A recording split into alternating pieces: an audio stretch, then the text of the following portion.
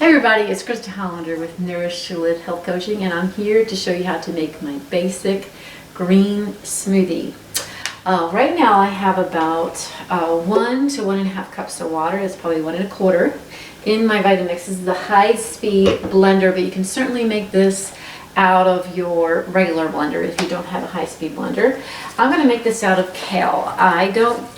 A lot of people don't really eat kale with their salads, so I suggest that you blend it. So you want to rotate your greens. So if you eat a lot of spinach and romaine in your salad, then try Swiss chard or kale in your smoothie. You want to definitely mix up your greens so you get a variety of nutrients. If you're brand new to kale, I suggest that you take the leaves off the stem because the stem can be pretty bitter.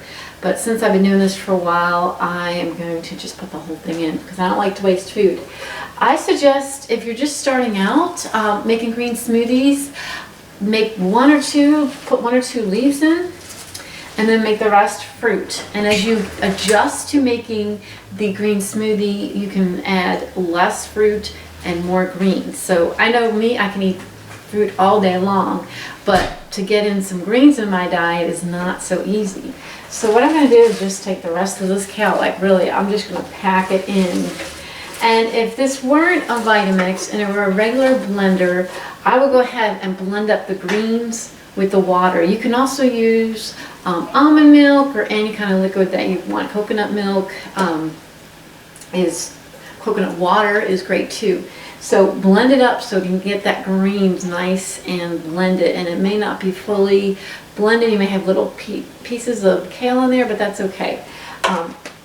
Frozen banana. What I like to do is buy a bunch of bananas, and when they start to get a little ripe, I will peel them and I will put them in a freezer bag and I put them and freeze them. Instead of making banana bread, freeze your bananas and you will never throw away a bad banana again.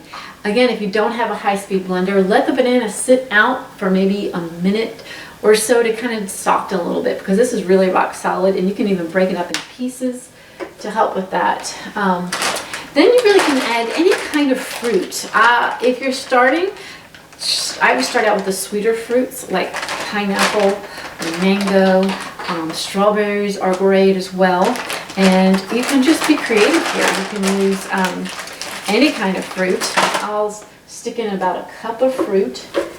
So you have water, greens, banana. Frozen banana, I always use the banana in every recipe, and then I just kind of mix up the greens and the fruit, or even I throw in some cucumbers in there or celery as well. But the banana is what makes it creamy. So there's other things that can make it creamy, like you can make it with almond milk, makes it a little more creamier. Avocado, believe it or not, tastes good. So that's just the basic recipe. You can throw in some protein powder, hemp seeds for great fiber, flax seeds as well.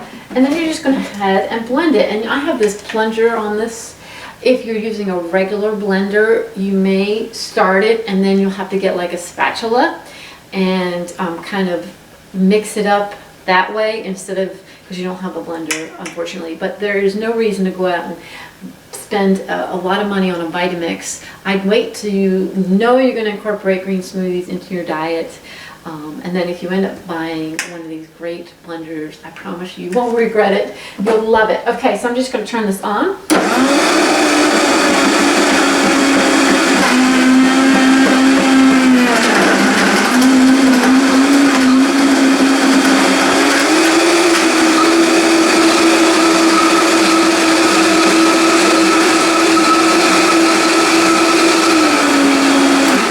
And that's it. You've got your basic green energy smoothie.